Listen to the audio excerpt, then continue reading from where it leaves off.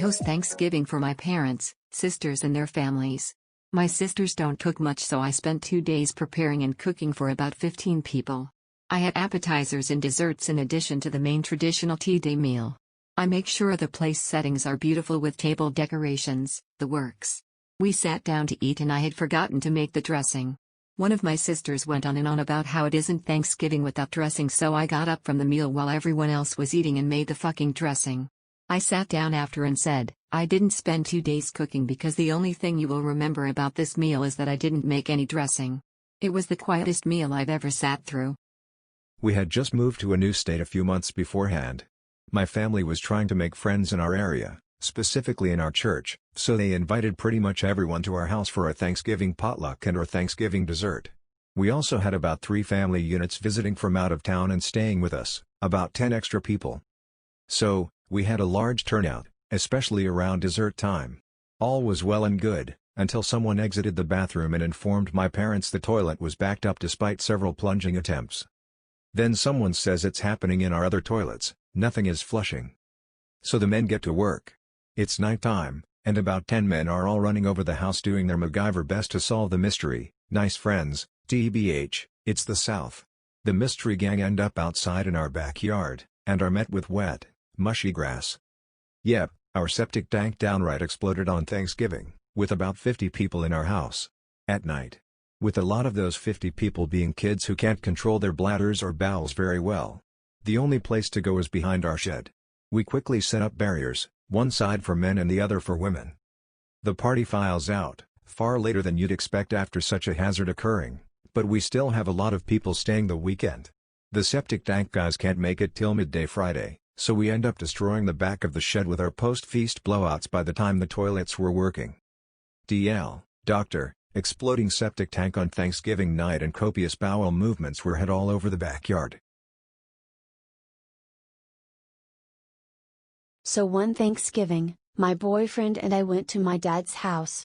My aunt and uncle and their 4 kids joined us. 2 of their kids were really young, like 3 and 5, one was in high school, and one was on break from his first year of college. The college student decided he would show off for his family how much he could drink.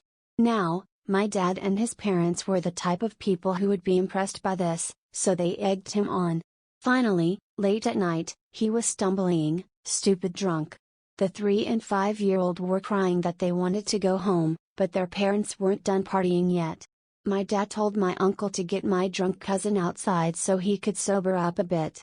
Instead of doing that, they snuck him down to my room and laid him down in my bed. I told my dad that if he threw up in my bed, we were leaving. So he threw up in my bed.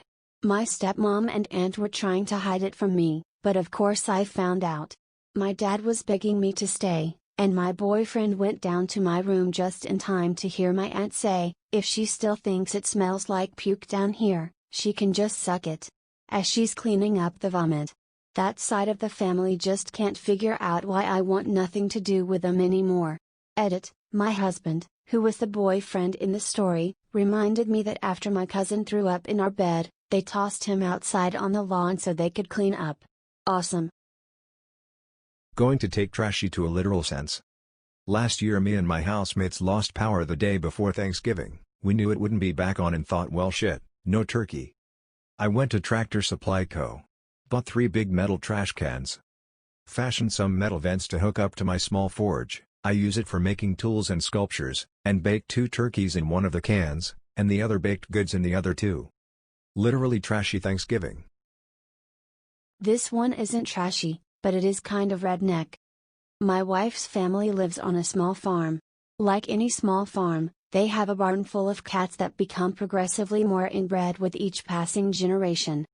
One year, her family, not the cats, decided to get a turkey fryer for Thanksgiving.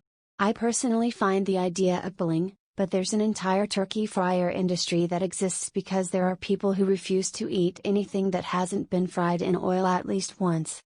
A few people went outside to fry the turkey. My wife and I began making bets about which family member would be responsible for inadvertently setting the house on fire. We waited with anxious anticipation for someone to come in screaming that the porch was on fire. Instead, Someone came in and casually said one of the kittens jumped into the fryer. We all froze and looked at him. There may have been screams as well. The bearer of this news, though, didn't even seem upset. He was bewildered as to why we were all so horrified. Then he explained that it happened before they turned on the heat. They were able to fish the kitten out and set it loose, no harm done. We all breathed a sigh of relief. Then my mother-in-law pointed out that they had basically coated the kitten in delicious oil and set it loose in an area filled with coyotes. Happy Thanksgiving. My family decided to pay a visit to some of our extended family in rural Appalachia. Right around dinner, two of my second cousins got into a fight over a football game they were playing, and the older one threw a piece of scrap metal at the other. He had to get stitches, and at the hospital, my cousin and her husband got into a fight that ended in her husband driving off and her stranded at the hospital. We're all gathered at my folks' house Thanksgiving morning when my little brother downed a fifth of JB, hopped into his truck, and took off before anyone noticed he was gone. He showed up 30 minutes later with his ex, trying to get a threesome started with his live-in GF and his ex in his old bedroom. He was 23 or 24 years old at the time. Our dad took his keys from him, drove the ex back home, then ripped into my brother and his GF for pulling a stunt like that in his house. Then he wouldn't let them leave, because they were drunk and my mom had spent nearly 3 days putting the meal together. What a great dinner that was.